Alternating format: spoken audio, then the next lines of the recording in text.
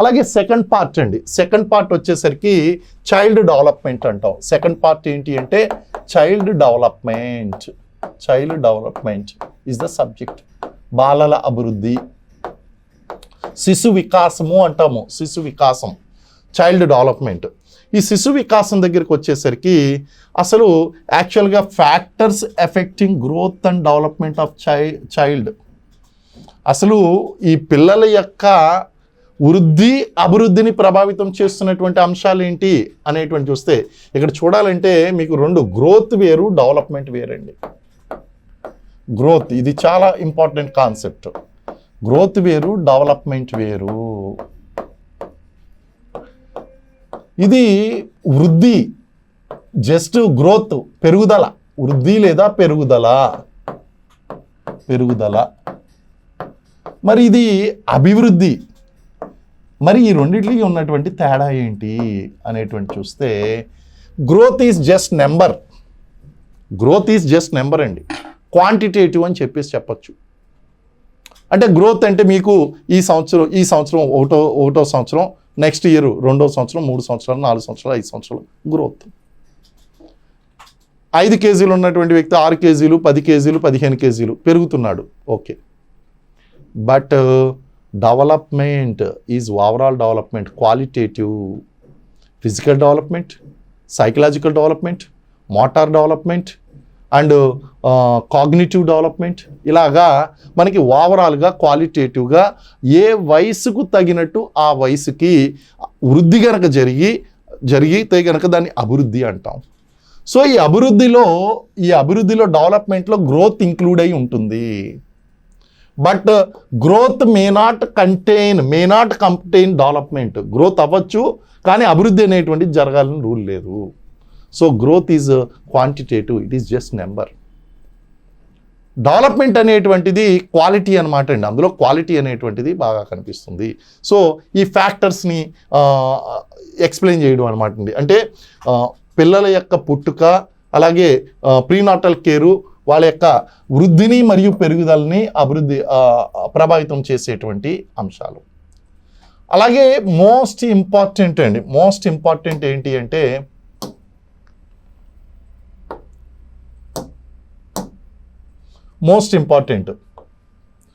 Premature baby అండి. 100% ఎగ్జామ్లో expect చేయొచ్చు. ప్రీమెచ్యూర్ బేబీ అకాల శిశువు అంటాం. అకాల శిశువు అంటే ఏంటి అంటే ప్రీమెచ్యూర్ బేబీ అంటే నెలలు నిండకుండా పుట్టేటువంటి పిల్లలు. తిడుతూ ఉంటారు కదా నెల తక్కువ వెధవ అని. అంటే కొంతమంది బుర్ర లేకుండా పనిచేస్తూ ఉంటారు, బుర్ర లేకుండా మాట్లాడుతూ ఉంటారు, ఇలాగా సెన్స్ లేకుండా, మెచ్యూరిటీ లేకుండా బిహేవ్ చేస్తూ ఉంటారు. వీళ్ళని సాధారణంగా ఏం తిడతారంటే బుర్ర తక్కువ వెధవ అని తిడుతూ ఉంటారు. అంటే అకాల శిశువు అంటారు. అకాల శిశువు అంటే ప్రీమెచ్యూర్ బేబీ అంటారు. ప్రీమెచ్యూర్ బేబీలో ఏం జరుగుతుందంటే వాళ్ళకి స్పెషల్ కేర్ తీసుకోవాల్సి ఉంటుంది. స్పెషల్ కేర్ అంటే గర్భంలో వాళ్ళకి ఎటువంటి వాతావరణం ఉంటుందో బయటకు వచ్చిన తర్వాత కూడా అలాంటి వాతావరణం సృష్టించవలసి ఉంటుంది. అందుకే వాళ్ళని వెంటిలేటర్ మీద ఉంచుతారు. అలాగే మోస్ట్ కామన్ ప్రాక్టీస్ ఏంటి అంటే కంగారూ మెథడ్. అనేక సార్లు ఎగ్జామ్లో వచ్చింది, మళ్ళీ వస్తుంది చూసుకోండి. Kangaroo method. ఈ కంగారూ మెథడ్లో ఏం జరుగుతుందంటే ఈ బిడ్డను తల్లి తన ఛాతికి హత్తుకుని పడుకోబెట్టుకుని ఉంచుతుంది. దానివల్ల తల్లి నుంచి వచ్చేటువంటి న్యాచురల్ వామ్ టెంపరేచర్ ఏదైతే ఉందో, సహజంగా వచ్చేటువంటి వేడి ఏదైతే ఉందో అది బిడ్డకు అందుతుంది. దాని ద్వారా తల్లి గర్భంలో ఉన్నటువంటి ఫీలింగ్ బిడ్డకు వస్తుంది. This method being adopted by mothers in case of premature baby.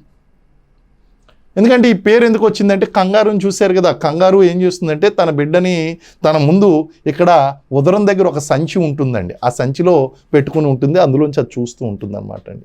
అలాగే ఇక్కడ బిడ్డను కూడా ప్రీమెచ్యూర్ బేబీని ఏం చేస్తారంటే తల్లి తన గుండెలకు హత్తుకుని అలా గుండెల మీద పడుకోబెట్టుకుని ఉంటుంది అనమాట అండి. ఆ విధంగా ఆచ్ఛాదనరహితంగా పడుకోబెట్టుకోవడం వల్ల ఏం జరుగుతుందంటే ఆ ఉష్ణం అనేటువంటిది బిడ్డకు అందుతుంది. సో దీని ప్రీమెచ్యూర్ బేబీలో తీసుకునేటువంటివి. అసలు ప్రీమెచ్యూర్ బేబీకి కాజెస్ ఏంటి ఇవన్నీ కూడా మనం చూస్తామండి. సరే, బిడ్డ పుట్టక ముందు వచ్చేటువంటి జాగ్రత్తలు అయిపోయినాయి. బిడ్డ పుట్టిన తర్వాత ప్రీమెచ్యూర్ బేబీకి ఎటువంటి జాగ్రత్తలు తీసుకోవాలో చదువుతుంటాం. అలాగే పోస్ట్ నాటల్ కేర్ అండి, బిడ్డ పుట్టిన తర్వాత ఎటువంటి జాగ్రత్తలు చేయాలి.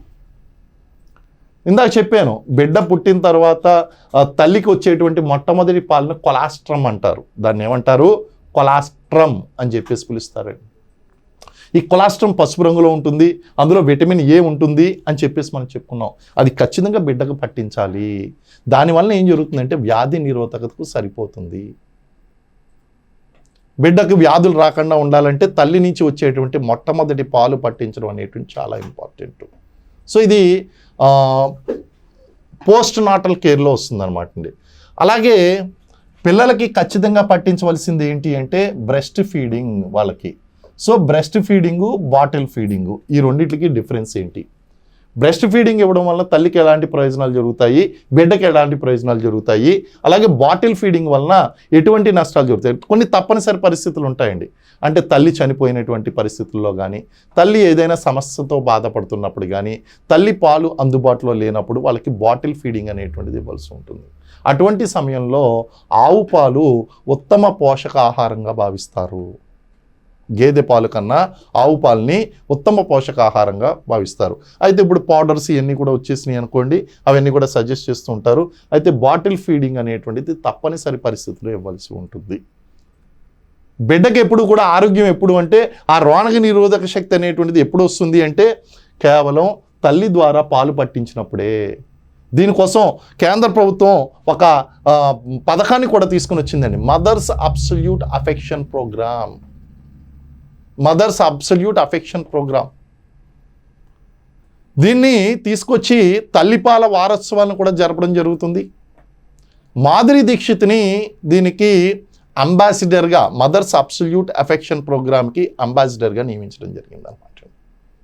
అలాగే రీసెంట్గా గుత్తా జ్వాలా అనేటువంటి క్రీడాకారిణి అనేక లీటర్ల పాలను ఆమె డొనేట్ చేసింది, తల్లి పాలను డొనేట్ చేసిందండి. కారణం ఏంటి అంటే అనాథలుగా ఉన్నటువంటి వారికి, తల్లిపాలు అందుబాటులో లేనటువంటి వారికి పట్టించాలి అనేటువంటి ఉద్దేశంతో డొనేట్ చేయడం అనేటువంటి జరిగింది. కరెంట్ అప్డేటెడ్ క్వశ్చన్ అండి ఇది. గుత్తా జ్వాలా బ్యాడ్మింటన్ క్రీడాకారిణి ఈ పని చేసిందండి. సో ఈమెని త్వరలో తల్లిపాల వారోత్సవాలకి లేదా ఈ తల్లిపాలకు బ్రాండ్ అంబాసిడర్గా కూడా నియమించేటువంటి అవకాశం కూడా ఉంది. ప్రస్తుతానికి మాధురి దీక్షిత్ దీనికి బ్రాండ్ అంబాసిడర్గా ఉందన్నమాట అండి. అలాగే వీనింగ్ ఫుడ్స్, తల్లిపాలతో పాటు ఇవ్వాల్సినటువంటి ఆహార పదార్థాలు వీనింగ్ ఫుడ్స్. అలాగే ఇమ్యునైజేషన్ సైకిల్ పాటించాలండి. బిడ్డ పుట్టినప్పటి నుంచి దాదాపు 12 సంవత్సరాల వరకు ఈ టీకాస్ అనేటువంటి టీకీకరణ కార్యక్రమం అనేటువంటి జరుగుతుంది, టీకాకరణ ప్రోగ్రామ్ అనేటువంటి జరుగుతుంది అనమాట, ఇమ్యునైజేషన్ ప్రాసెస్. సో ఈమె గర్భంలో ఉన్నప్పటి నుంచి జన్మించిన తర్వాత పుట్టిన వెంటనే అండ్ ఆ తర్వాత కూడా అది టైం టు టైము అది వెళ్తూ ఉంటుంది అనమాట. ఓపీవీ లాంటివన్నీ కూడా ఇస్తూ ఉంటారు, అవన్నీ కూడా మనం చదవలసి ఉంటుంది. Next physical and intellectual, physical and psychological needs of young children. అంటే ఈ యంగ్ చిల్డ్రన్ ఎవరైతే ఉన్నారో, వయసులో ఉన్నటువంటి పిల్లలు ఎవరైతే ఉన్నారో వాళ్ళ యొక్క ఫిజికల్ నీడ్స్ ఏంటి, అలాగే మానసిక పరమైనటువంటి అవసరాలు ఏంటి అనేటువంటిది అధ్యయనం చేస్తాము. అన్నిటికంటే మోస్ట్ ఏంటి అంటే వీళ్ళకి అధ్యయనం చేస్తారండి, చదువుకుంటారు. How many types of learnings are there and effects and importance of play. వీళ్ళకి కిండర్ గార్డెన్ పద్ధతి ఇవన్నీ కూడా మనం చదువుతాం కదండి, మాంటిసోరీ పద్ధతి, కిండర్ గార్డెన్ పద్ధతి. ఇందులో ప్లే అనేటువంటి దానికి కూడా మనకి అవకాశం ఉంది. సో ఈ ప్లే వలన వాళ్ళ యొక్క మానసిక సామర్థ్యాలు అభివృద్ధి చెందడమే కాకుండా భౌతిక సామర్థ్యాలు కూడా అభివృద్ధి చెందుతాయి. భౌతిక మానసిక సామర్థ్యాల కోసం ప్లే మెథడ్ని అడాప్ట్ చేసుకోవాల్సి వస్తుంది. లెర్నింగ్ బై డూయింగ్, ప్లేయింగ్, ఇలాంటివన్నీ కూడా ఉంటాయన్నమాట అండి. అలాగే లాంగ్వేజ్ గ్రోత్, భాషాభివృద్ధి. పుట్టినటువంటి పిల్లలు శబ్దాలు చేస్తారు, తర్వాత నెమ్మదిగా శబ్దాలకి ప్రతిస్పందిస్తారు, తర్వాత ఒక్కొక్క అక్షరం పలుకుతారు, తర్వాత చిన్న చిన్న పదాలు అమ్మ, అత్త, తాత అనేటువంటి సింగిల్ వర్డ్స్ పలుకుతారు, చిన్న చిన్న వర్డ్స్. తర్వాత నెమ్మదిగా కాంప్లికేటెడ్ వర్డ్స్ నేర్చుకుంటారు, చిన్న చిన్న పదాల కలయికను నేర్చుకుంటారు, సింపుల్ సెంటెన్సెస్ మాట్లాడతారు. ఆ తర్వాత నెమ్మదిగా కాంప్లెక్స్డ్ సెంటెన్సెస్ మాట్లాడుతూ ఉంటారు. ఇలా భాషాభివృద్ధి అనేటువంటిది వయసును బట్టి మాట్లాడుతూ ఉంటారు. ఏ వయసు వారు ఎన్ని పదాలు మాట్లాడగలుగుతారు, సింపుల్ సెంటెన్సెస్ ఏ వయసు వారు మాట్లాడతారు, లేదా కాంప్లెక్స్డ్ సెంటెన్సెస్ ఏ వయసు వారు మాట్లాడతారని ఇవన్నీ కూడా మనకి ఇక్కడ ఎక్స్ప్లెయిన్ చేయడం జరుగుతుంది ఈ లెసన్లో అనమాట అండి. అలాగే అలవాట్లు అనేటువంటి ఎలా ఫామ్ అవుతాయి, ఎలాంటి అలవాట్లు నేర్చుకుంటారు అనేటువంటిది ఇవన్నీ కూడా ఇందులో చైల్డ్ డెవలప్మెంట్లో బాగా చదువుతారు. కొంచెం సబ్జెక్టు లెంతీగా ఉంటుంది. నెక్స్ట్ యూనిట్ అండి. మనకి బాలలకు సంబంధించి క్రిచెస్ ఉంటాయి. క్రిచెస్, బాల్వడీసు ఇవన్నీ కూడా నేషనల్ క్రిచెస్ స్కీమ్ ఉంది. అలాగే మనకు అంగన్వాడీలు లేకముందు బాల్వడీలు ఉండేయండి. అంగన్వాడీలు లేకముందు బాల్వడీలు అంటే అంగన్వాడీలు, బాల్వడీలు, క్రిచెస్ అంటే this is nothing but this is the pre school education అండి. పూర్వ ప్రాథమిక విద్యా శిక్షణ గురించి మాట్లాడడం జరుగుతుంది. సో ప్రీ స్కూల్ విద్యా అవసరాల యొక్క ప్రాముఖ్యత ఏంటి, వాటి యొక్క ప్రీ స్కూల్ యొక్క అవసరం ఏంటి, వాటి యొక్క క్యారెక్టర్స్ ఏంటి, ప్రీ స్కూల్ చైల్డ్ యొక్క క్యారెక్టర్. అలాగే needs of importance in growth and development of children for pre school education. పూర్వ ప్రాథమిక విద్యా శిక్షణ ఏ విధంగా పిల్లల యొక్క పెరుగుదల మరియు అభివృద్ధిలో ఏ విధంగా ముఖ్యమైంది అనేటువంటిది ఇక్కడ స్టడీ చేస్తాము. క్రిచెస్ మీద డెఫినెట్గా క్వశ్చన్స్ వస్తాయి, అంగన్వాడీల మీద కూడా క్వశ్చన్స్ వస్తుంది. ఇది యూనిట్లో చూస్తామండి. థర్డ్ యూనిట్ దగ్గరికి వచ్చేసరికి పాపులేషన్ ఎడ్యుకేషన్ అన్నాం. పాపులేషన్ ఎడ్యుకేషన్ దగ్గరికి వచ్చేసరికి జనాభా విద్య, ఇన్ఫెంట్ మార్టాలిటీ రేటు, లేకపోతే పాపులేషన్ డివిడెంటు, లేకపోతే లింగ నిష్పత్తి, జెండర్ రేషియో, లింగ నిష్పత్తి, infant mortality rate, maternity mortality rate, ఇలాంటి అంశాలన్నీ కూడా జనాభా విద్యలో అధ్యయనం చేస్తామండి. Next child and family welfare services of state and national and international agencies. మనకి బాలల గురించి, కుటుంబ సంక్షేమాన్ని గురించి అనేక సంస్థలు పనిచేస్తున్నాయి రాష్ట్ర ప్రభుత్వం యొక్క ఆధ్వర్యంలోనూ, అలాగే జాతీయ స్థాయిలోనూ అంతర్జాతీయ స్థాయిలోనూ పనిచేస్తున్న యూనిసెఫ్ లాంటి సంస్థలన్నీ కూడా పనిచేస్తున్నాయండి. ఆ సంస్థలన్నీ కూడా ఇక్కడ అధ్యయనం చేస్తామండి. Next demographic characteristics of child population. మనకి పిల్లల యొక్క జనాభా ఏదైతే ఉందో అందులో బాలలు ఎంతమంది ఉన్నారు, బాలికలు ఎంతమంది ఉన్నారు, వీళ్ళ యొక్క పుట్టుక జనన రేట్ అనేటువంటిది ఏ విధంగా ఉంది, దాంతోపాటు ఈ చైల్డ్ పాపులేషన్లోని మార్టాలిటీ రేట్ ఏ విధంగా ఉంది, ఇలాంటి క్యారెక్టరిస్టిక్స్ అన్నీ కూడా ఇందులో అధ్యయనం చేయవలసి ఉంటుందండి.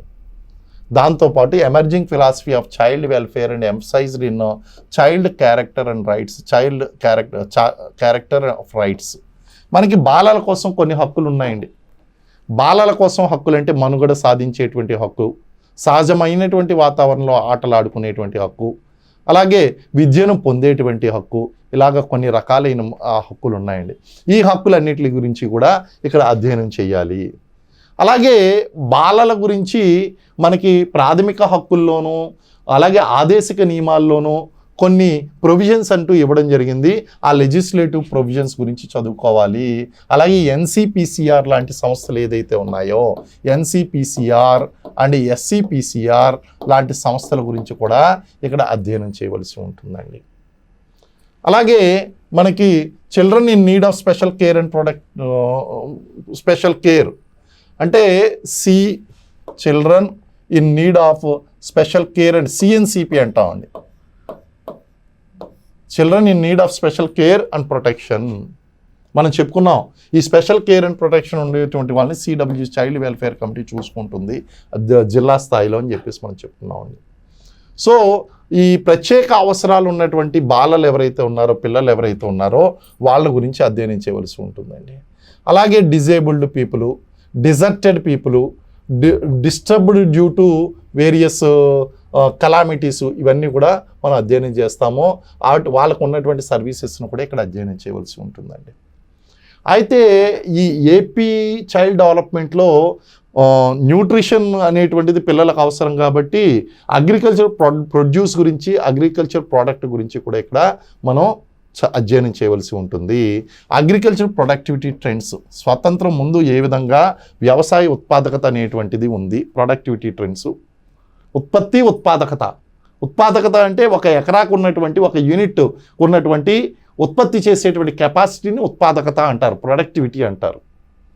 సో మొత్తం ప్రోడక్ట్ని ఉత్పత్తి అని చెప్పేసి మనం చెప్తాం. సో ఈ అగ్రికల్చర్ ప్రొడక్టివిటీ ట్రెండ్స్ స్వతంత్రానికి పూర్వం ఏ విధంగా ఉంది, స్వతంత్రం తర్వాత ఎలా ఉంది, అలాగే ఎస్పెషల్లీ ఎల్పిజీలు వచ్చిన తర్వాత ఏ విధంగా ప్రస్తుత కాలంలో ఏ విధంగా దీని యొక్క ట్రెండ్ ఉన్నది, ఆ సరళి ఏంటి అనేటువంటిది అధ్యయనం చేస్తామండి. Next demand and supply of foods grains, ఆహార ధాన్యాలు వాటి యొక్క డిమాండ్ ఎంత ఉన్నది, సప్లై ఎంత ఉంది, ఈ వేరియేషన్ ఎంత అనేటువంటిది అధ్యయనం చేయాలండి.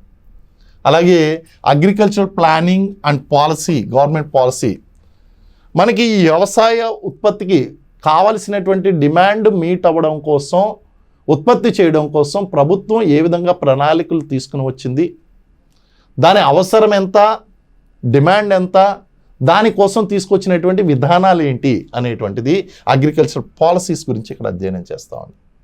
మరి అగ్రికల్చర్ పాలసీస్లో భాగంగా మనకి ఇక్కడ రూరల్ క్రెడిట్, అగ్రికల్చరల్ క్రెడిట్ అనేటువంటి వెరీ ఇంపార్టెంట్, వ్యవసాయ రుణాలు అనేటువంటి చాలా ఇంపార్టెంట్ అండి. Institutionalised loans, non institutionalised loans అని 2 రకాలుగా ఉంటాయి. సంస్థాగత రుణాలు, సంస్థేతర రుణాలు.